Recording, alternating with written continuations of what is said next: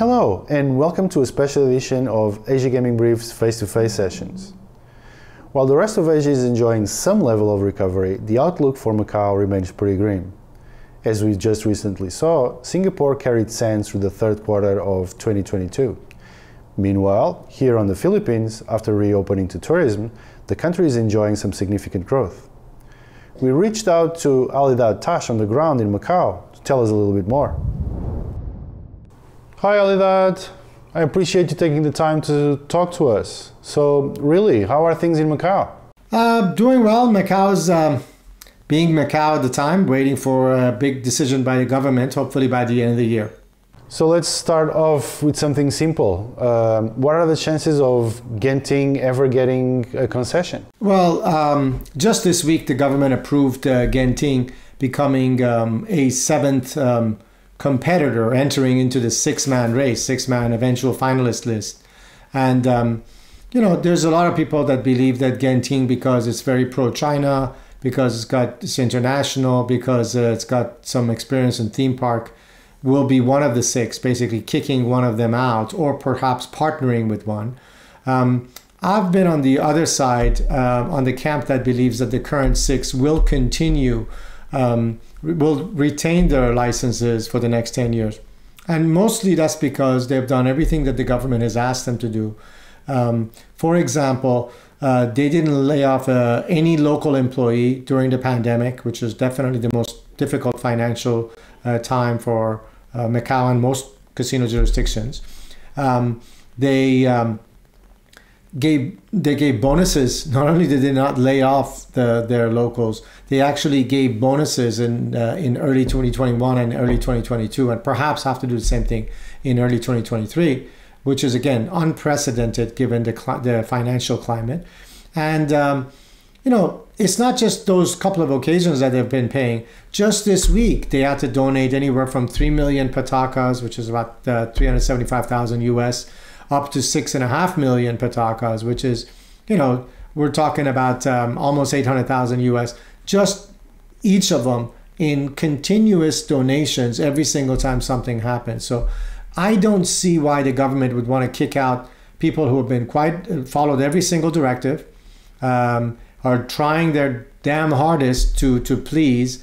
I think there will be some very negative repercussions if one of these was forced out, as far as World Trade and you know, World Trade Organization or anything of the like, because you don't have people spend billions of dollars making these beautiful properties and just say, sorry, you got to get out. So the analysts are saying that Macau remains an unattractive destination while we're still in COVID-0. When do you think we'll ever come out? Well, yeah, you're right in that at the moment, mainland China and Macau are probably one of 2 or 3 jurisdictions around the world that actually still has zero COVID.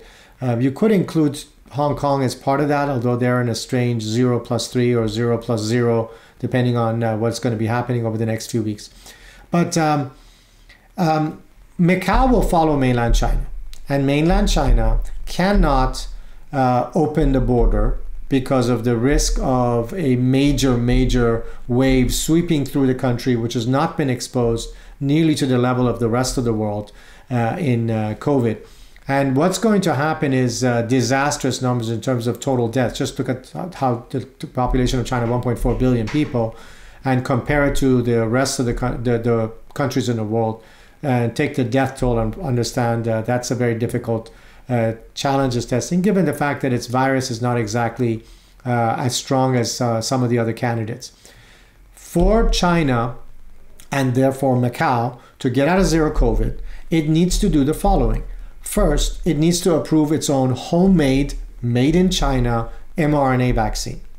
There's been 4 or 5 trials that are going on right now. There's one in Indonesia. United Arab Emirates just approved one of them. Hopefully those results of the clinical trials will be very positive. Once that step is done, then it has to go ahead and say, we got 1.4 billion people. Let's say 1.1 billion of them are going to need shots, take away the kids. That's about 2.2 billion actual doses that have to be manufactured.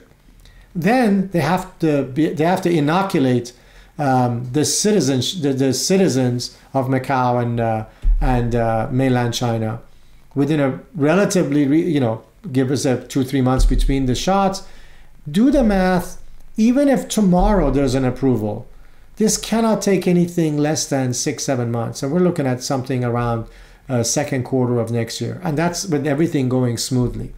Just the logistical nightmare of having to go ahead and give vaccines to 2 billion plus doses to 1 billion plus people is a monumental task. China is capable of doing, if anybody is, but even that takes time. So I don't foresee zero COVID being lifted and the borders opening up before middle of next year at the earliest, simply because before that, having a population that is sitting there with vaccine maybe administered it a long time ago, 6 months, a year ago, it's just not enough, and the boosters have not been as strong as they should be.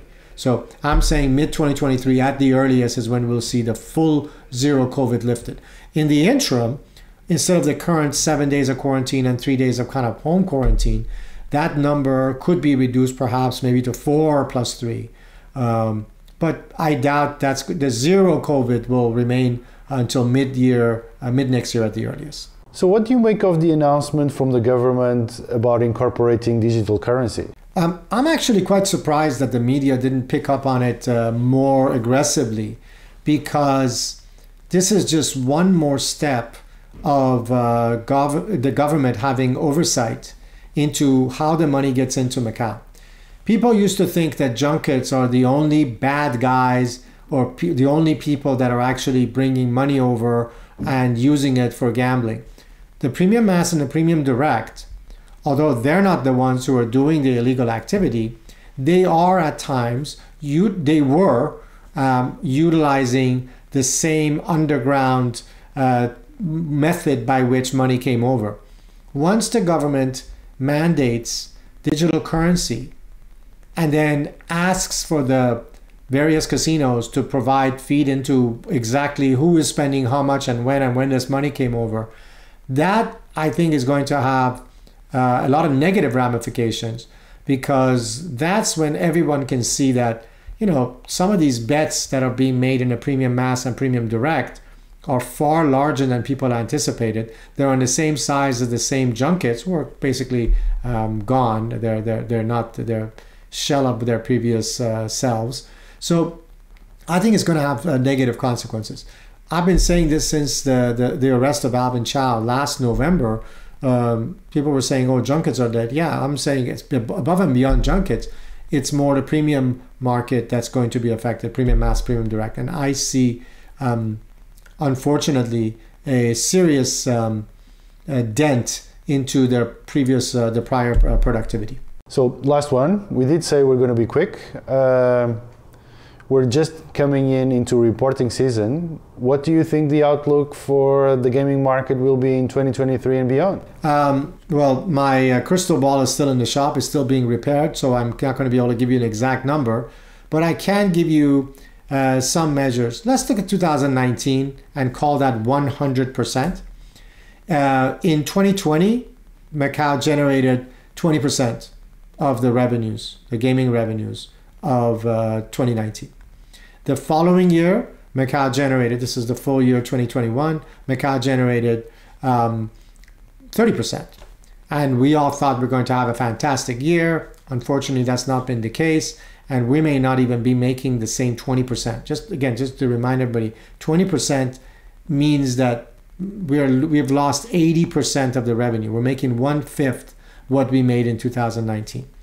So with all that said, and with the fact that I believe that the current first 6 months of the year are going to be just as poor as the last few months of this year, I don't foresee a scenario where Macau would be doing anything more than 40% of the gaming revenue of 2019.